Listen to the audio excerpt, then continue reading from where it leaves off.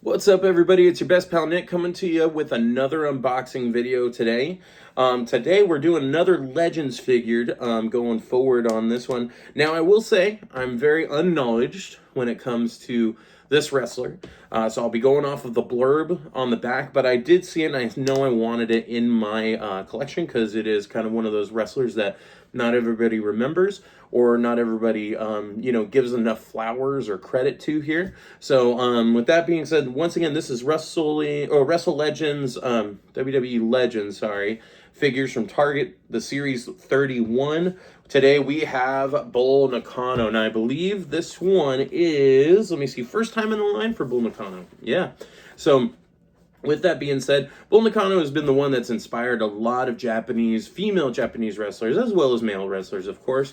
But, if not for Bull Nakano, to my knowledge, we would not have people like Asuka, Kairi Sane, Io Sky, Shinsuke Nakamura, as well. So there's a lot of good wrestlers now at the moment that are coming into the woodwork because of people like Bull Nakano, whether it's from New Japan Wrestling or in AEW or even in WWE as well, or Ring of Honor, TNA Impact, all these kinds of promotions. Of course, though, we're talking about WWE here. So with that being said, we do have Bull Nakano coming through for us right now. So I'm going to read the blurb on the back. Hopefully I don't butcher it like I've been doing. But Bull Nakano, her titles was she was a WWE Women's Champion. Okay, and it says right here, with spiked hair and unforgettable face paint, the only thing wilder and more intense than Bull Nakano's look was her in-ring style.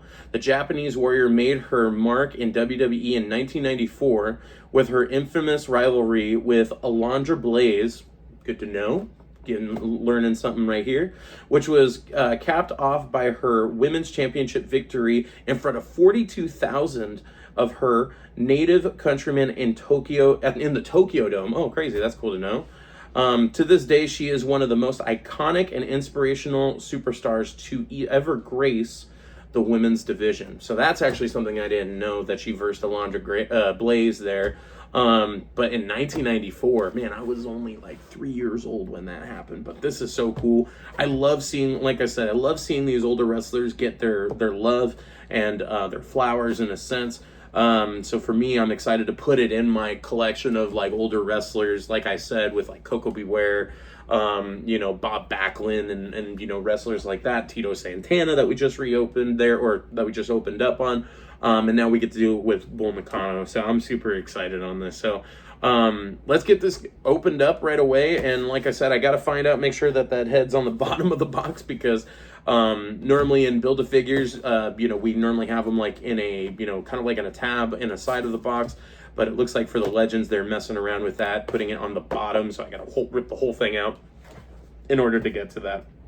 And I think for her, it's going to be Razor Ramon's head and shades. So I got an extra Razor Ramon head, which will be the diamond. It'll be for the Diamond Stud WCW edition of Razor Ramon, essentially.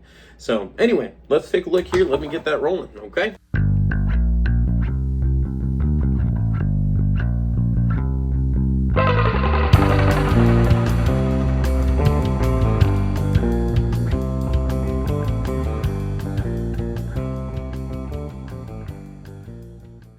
Okay, so this is so odd to me. Okay, so I know I said that the arms were on the bottom of this box from the Tito Santana box we opened. But this is where I'm confused now, because now we got Bull Nakano and good old Razor Ramon Diamond Stud is right here with shades and all. So, like, I'm confused. Are we going to put them on the box in there, or we're going to leave them in the plastic? Make up your mind, Mattel. Not because it's a bad deal or anything, but it could be much easier if we figured that out, so that way you don't have any issues going forward on that. So, but yeah, anyway, let me get back to it real quick here.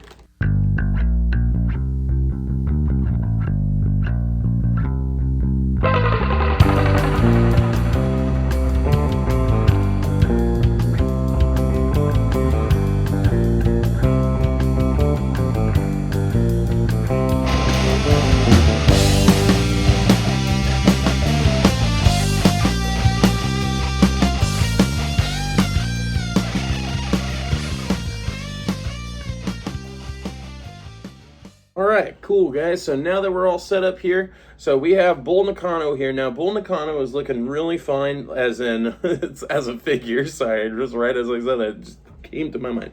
She does come with 2 Fists of Fury and 2 open hands.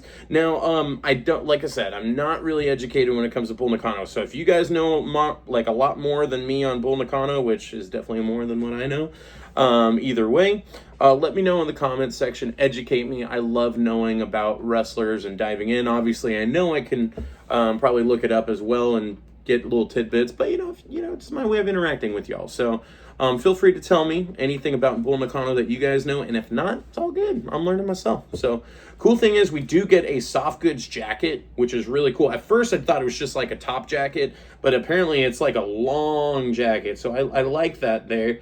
And when you do rip it off, it's got her in gear attire Japanese setup, which is so cool in my opinion. This head sculpt looks exactly like the picture. I love when head sculpts are like exactly to the T. This is one of them. So I have to say this is a really cool Bull Nakano. I don't have one in my catalog of figures, but the head is perfect when it comes down to the sculpt and for the obviously for the look of it. Now, can she turn her head? Not much, because guess what? Her long back hair is set to hold her back. So obviously she was known for the spikes of her hair on the front, so she's all good with there. But because of that, she cannot move her hair, or tilt her head any other way. Only thing going forward for you.